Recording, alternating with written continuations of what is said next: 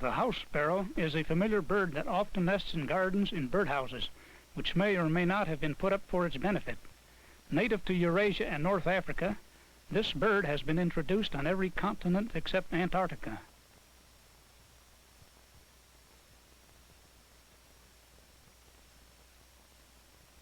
The male has a black bib, which the trim and more grayish female lacks. Occasionally, a pair of house sparrows will build a roof nest in a tree.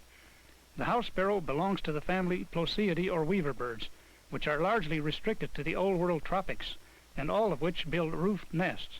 This roof helps protect the nestlings from the strong tropical sun. The nest of the house sparrow, when built in trees, is started as a loosely constructed platform or bowl, over which the roof is added later. Here the male brings some dead brown pine needles, selecting these in preference to fresh green needles. Both sexes help build the nest from a variety of materials, using particularly grass runners, rootlets, and dry plant material. The platform represents a preliminary stage in the origin of the roofed nest in evolution of the Weaverbirds. After the roof has been built, an opening is left to one side for an entrance and an exit. The birds continue to line the interior of the nest with feathers and with plant materials.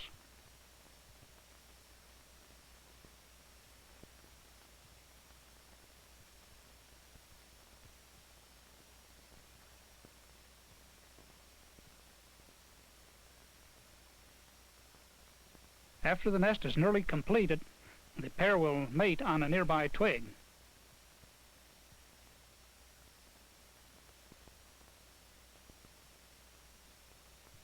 House sparrows building in a nest box may omit the roof of the nest. Various kinds of sparrows nesting in natural cavities reduce the nest in different degrees, down to a mere pad, illustrating regressive evolution. The African savanna is the home of many kinds of weaverbirds. Like most weaverbirds, buffalo weavers nest in colonies, and large trees are required to support their heavy nests.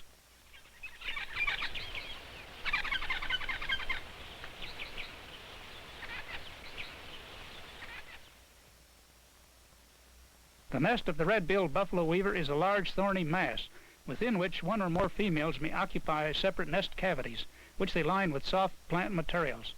The thorny outer shell of the nest is built by the male, who defends its vicinity from encroachment by other males who are inclined to steal twigs from it for their own nests. The thorny twigs of the nest of the buffalo weaver seem obviously designed to repel predators. The white-browed sparrow weaver, like most dry country weavers of Africa, commences nest construction with onset of the rainy season, using dead brown grass stems. The sparrow weaver faces first one way and then the other while building. It pokes in successive straws, and the nest gradually assumes the shape of a broad inverted arch. A roof is built across this arch, leaving at first two entrance holes at each end of the nest. One of these is closed when eggs are laid in the nest. This is a colony of black-capped social weavers in East Africa. Like weavers generally, they sleep in their nests. When the birds are not breeding, each nest contains two holes, and the birds may enter in at one hole and exit by another, providing a safety factor in case a snake puts its head in one hole.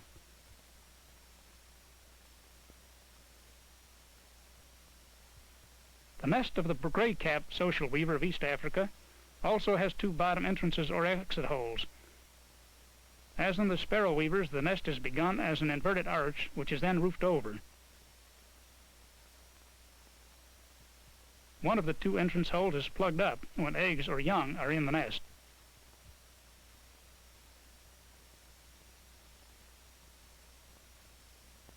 In the Kalahari Desert of southwestern Africa is found one of the largest and most spectacular nests built by any bird. This nest was located in the Kalahari Gemsbok National Park, which is named for the beautiful antelope known as the gemsbok. The gigantic communal nests of the famous sociable weaver are found eastward to the edge of agriculture. This camel-thorn acacia has contained a colony for over 100 years. The communal roof of each nest mass protects the birds from the desert sun and from predators. These little weavers are not always as sociable as their name implies, and each pair or family defends the proximity of its brood chamber. The various members of the colony work together on the common roof. To build the nest mass, they gather dry grass stems and seem to build or repair it the whole year round.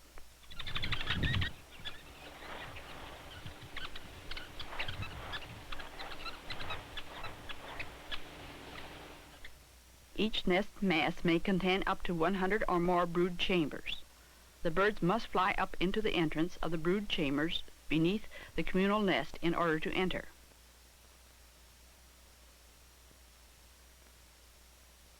Sociable weavers are economical in their use of nest materials. When a portion of the nest mass breaks off and falls to the ground, the materials are picked up and used again for new nest construction.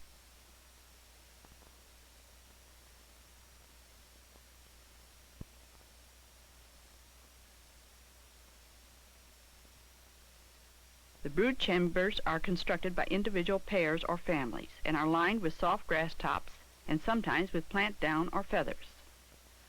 A crescentic ridge just inside the entrance keeps the eggs from rolling out.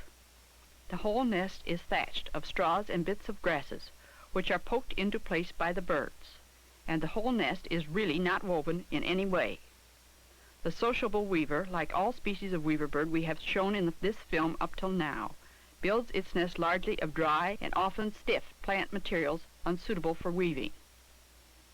The added security from the predators that is provided by a common roof may have been one of the selection pressures in the origin and evolution of the compound nest.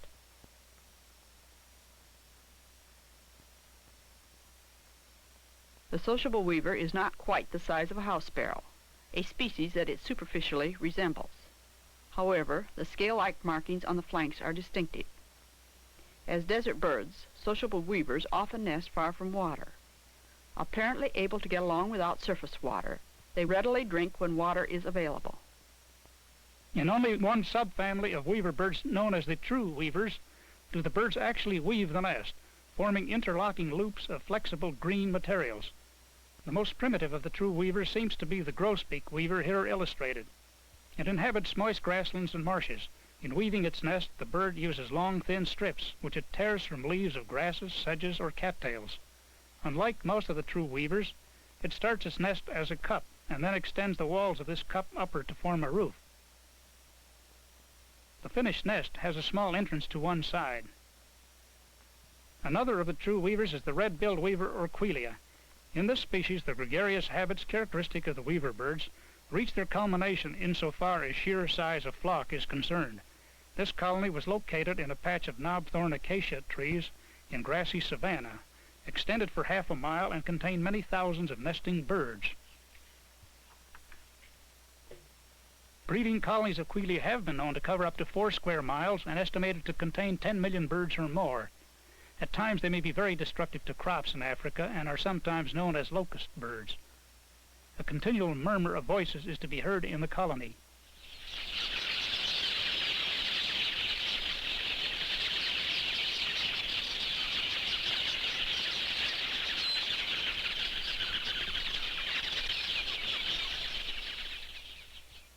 In this scene, the birds are frightened out of a small portion of the nesting colony by an observer, in order to give some idea of the large numbers of breeding birds that are present in just a few trees.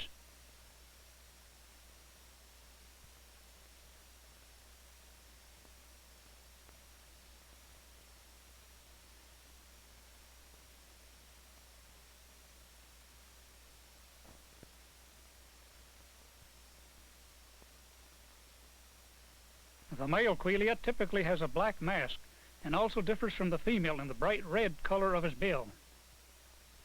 The female is a plain sparrow-like bird without a mask, and she has a yellow bill when in breeding condition.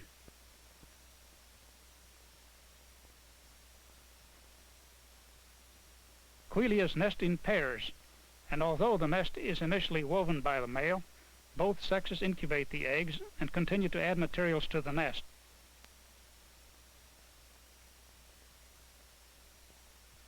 Birds are territorial in that the immediate vicinity of the nest is defended from intrusion by other Quelea.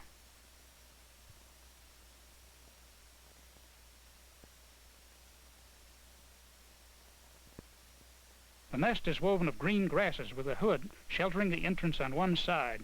The use of flexible green materials to weave the nest is a general characteristic of the true weaverbirds, which thereby differ from other subfamilies of weaverbird. Male Quelea come in some interesting color varieties. This male has a black mask, but another type of male lacks the black mask completely. The amount of red on the head also varies greatly. A third color type may have some outline or indication of the mask, which otherwise is lacking. The most common variety of male has a black mask. Toward dusk, many other Quelea arrive to sleep in this colony.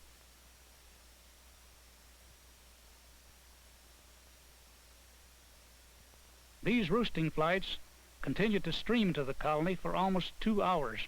Quelea have been known to pile into the same tree to roost in such numbers that although each individual bird weighs little more than half an ounce, their aggregate mass may cause branches as thick as a man's leg to break.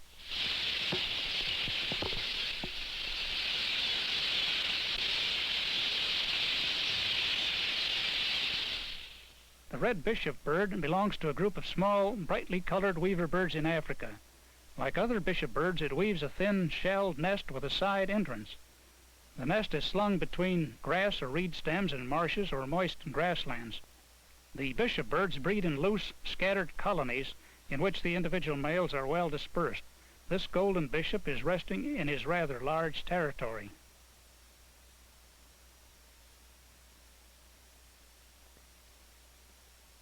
Territorial display of the male includes raising of the long rump feathers, enhancing his apparent size. Each male regularly patrols his territory and chases off intruding males.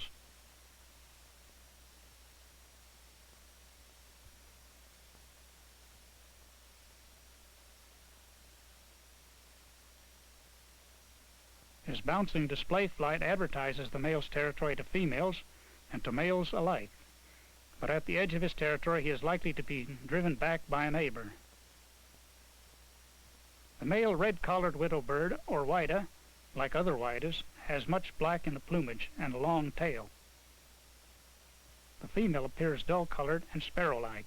In the elaborate territorial display flight of the long-tailed widow bird, the very long tail is expanded vertically and bent downward, while the slow beating of the wings emphasizes the red shoulders.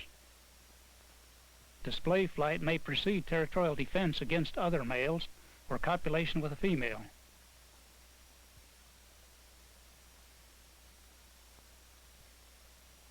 In contrast to the highly specialized plumage display, weaving has degenerated. The well-concealed nest is built close to the ground. The outer woven shell is very thin and incorporates living green grasses, while the non-woven lining of grass tops put in by the female is very thick. Reichenau's weaver of East Africa weaves a crude nest with a side entrance, using stems as well as leaves of green grasses, but the nest soon turns brown. Both parents feed the nestlings.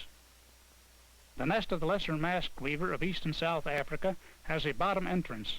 The nest is woven by the male of various materials, strips of grass leaf, bits of vine stem, and acacia leaf stems. The composition of the nest varies with the availability of different materials. The birds nest in colonies with many nests in the same tree, and the males compete for the attention of the plain-colored females. Each male advertises his nest to unmated females by hanging beneath the entrance and flapping his wings. The display of this species is characterized by the male's bending his head and tail over his back as he displays. Perhaps this posture makes it easier for the female to move past the displaying male in order to enter the narrow entrance of the nest.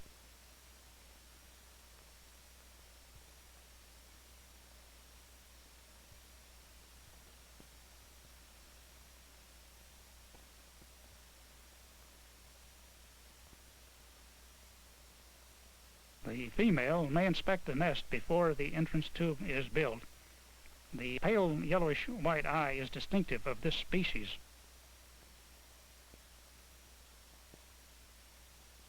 This is a colony of spotted back weavers in a fever tree in a garden in South Africa. and shows the diversity of activities in such a colony as the birds come and go about their business. The location of the nests at or near the ends of small branches out of the reach of many predators is made possible by the woven structure of the nest and illustrates one of the advantages of weaving to the weaver birds.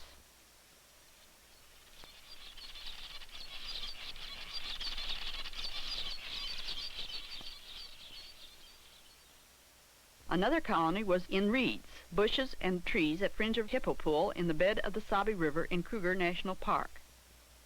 These weavers are polygynous, and each male builds a series of nests to which he attracts unmated females by means of a nest advertisement display, in which he hangs beneath the bottom entrance of the nest and flaps his wings. The brilliant red eye of the spotted-backed weaver is characteristic of this species. The outer shell of the nest is woven only of long strips torn from the leaves of reeds and other grasses, or from palm trees. The nest is begun as a ring, fastened to reed stems, or between the forked branches of twigs in a tree. This male shows the techniques of weaving. Holding a long strip of grass, the bird threads one end of it into the ring and then pulls the same strip through from the other side. Such stitches are continued, often combined with looping back of the strips, as the nest takes form.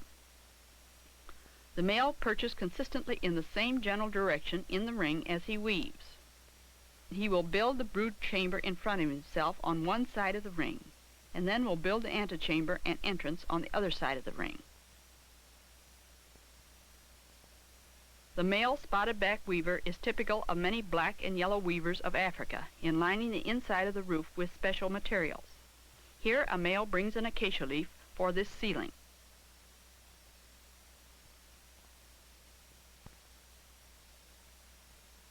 A nest with the bottom half cut away, exposing the interior, shows a characteristic ceiling, which probably helps protect the nestlings from rain and strong sun. The nest advertisement display of the spotted-back weaver differs from that of the lesser-masked weaver in that the head is bent toward the belly instead of over the back, while the tail is kept more in line with the body. The spotted-back weavers are both insectivorous and granivorous. Some of the birds are attracted here to bits of cornmeal worked into a dough, and they compete actively for the food.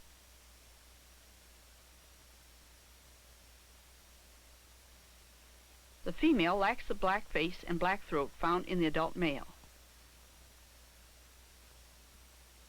It takes much practice before a male spotted-back weaver can make a good nest.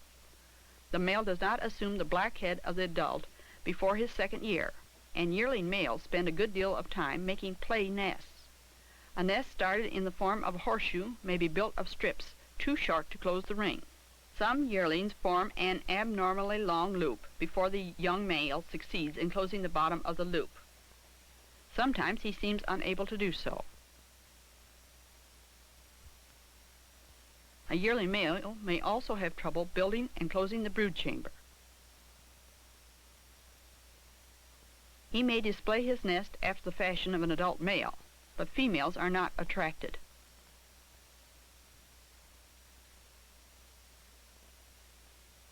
The true weavers are represented in tropical and subtropical Asia by only about a half a dozen species, of which the most common and best known is the Baya weaver.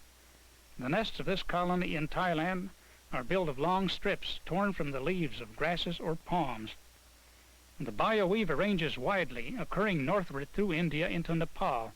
Here is some of the roadside traffic in Nepal, such as a colony of Baya weavers may see daily.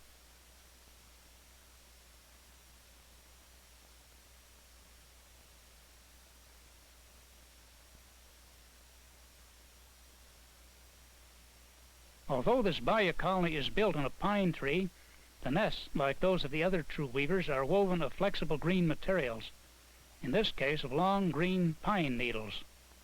The nests turn brown as they age. Unlike most African weavers, which weave nests in trees, the brood chamber of the Baya nest is higher than long, resembling an upright oval. The mode of attachment of the tube and appearance of the whole nest differ markedly from that of the retort-shaped nests of those African weavers which also have an entrance tube. The entrance tube probably evolved independently on the two continents and illustrates convergent evolution.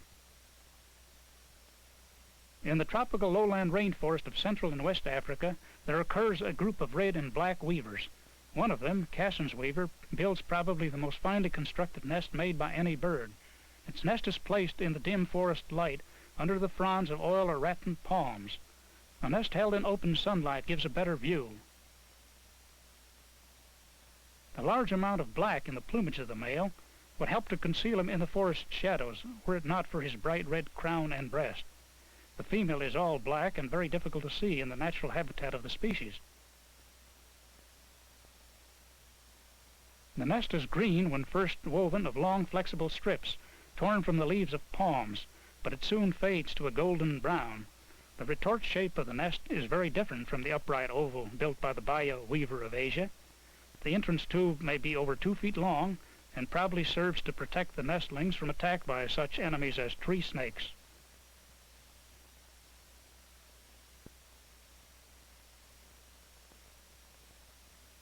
The patterned crossweave in the entrance tube combines strength with maximum economy of materials and is the culmination of weaving skill among the weaver birds.